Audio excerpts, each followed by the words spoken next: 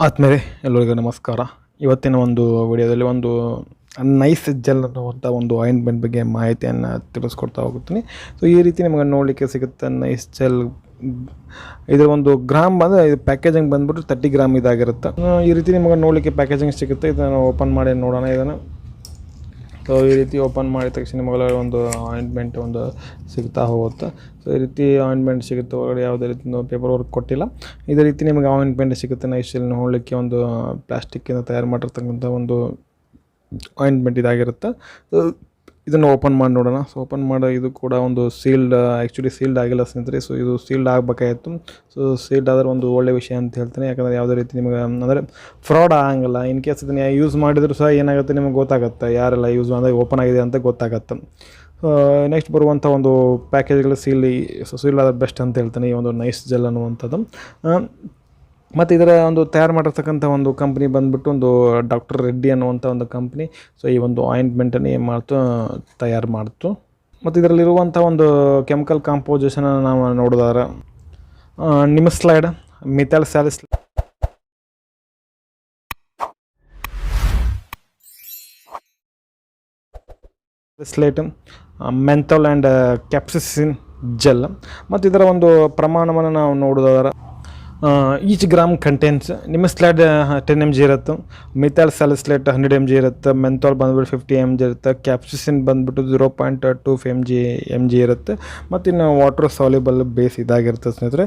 ಮತ್ತು ಇದರಲ್ಲಿ ಒಂದು ಇದಕ್ಕೆಲ್ಲ ಕೆಲಸ ಮಾಡ್ತಾವೆ ಅಂದ್ರೆ ನಿಮಿಸ್ಲೈಡ್ 10 mg ಬಂದುಬಿಟ್ಟು ಇದು ಆ್ಯಂಟಿ ಇನ್ಫ್ಲಮೇಟ್ರಿ, ನಾನ್ ಸ್ಟೀರಾಯ್ಡಲ್ ಆ್ಯಂಟಿ ಇನ್ಫ್ಲಮೇಟ್ರಿ ಕೆಲಸ ಮಾಡುತ್ತೆ. ಮತ್ತು ಏನಾದರೂ ಒಂದು ಪೇನ್ ಕಿಲ್ಲರಾಗಿ ಕೆಲಸ ಮಾಡ್ತಾ ಇದರಲ್ಲಿ.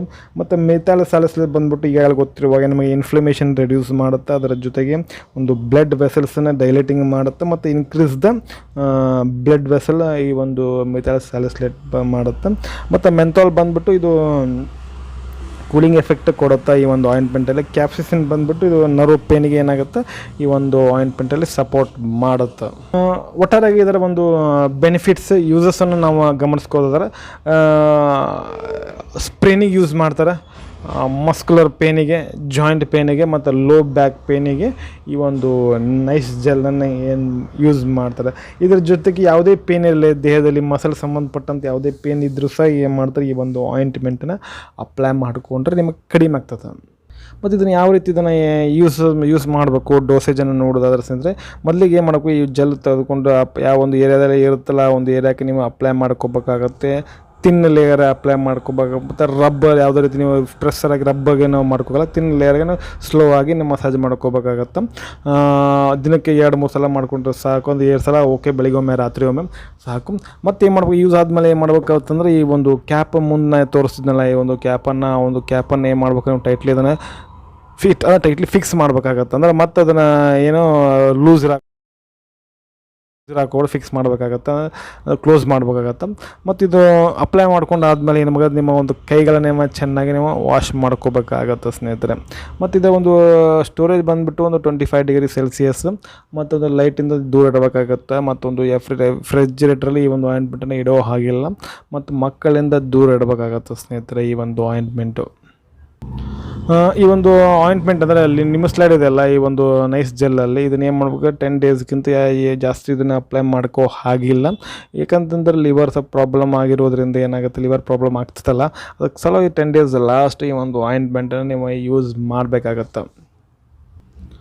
ಓಕೆ ಸ್ನೇಹಿತರೆ, ಇದಾಗಿತ್ತು ಇವತ್ತಿನ ಒಂದು ವಿಡಿಯೋ. ಈ ಒಂದು ವಿಡಿಯೋ ನಮಗೆ ಹೆಂಗೆ ಅನ್ನಿಸ್ತು ಅಂತ ಕಮೆಂಟ್ ಮಾಡಿ. ವಿಡಿಯೋ ಇಷ್ಟ ಆಯ್ತಂದ್ರೆ ಒಂದು ಲೈಕ್ ಕೊಡ್ರಿ. ವಿಡಿಯೋ ಅಂದರೆ ಯಾರೆಲ್ಲ ನಮ್ಮ ಒಂದು ಯೂಟ್ಯೂಬ್ ಚಾನಲ್ ಫಸ್ಟ್ ಟೈಮ್ ನೋಡೋಕೆ ಕುಂತೀರಿ ಅಂತಂದ್ರೆ ಸಬ್ಸ್ಕ್ರೈಬ್ ಮಾಡ್ಕೊಳ್ರಿ ಅಂತ ಹೇಳ್ತೆ. ಮತ್ತೊಂದರಲ್ಲಿ ಮತ್ತೆ ಸಿಗ್ತೀನಿ. ಅಲ್ಲಿವರೆಗೂ ಬಾಯ್. Thanks for watching. ಆರೋಗ್ಯ ನಮ್ಮ ಕೈಯಲ್ಲಿ.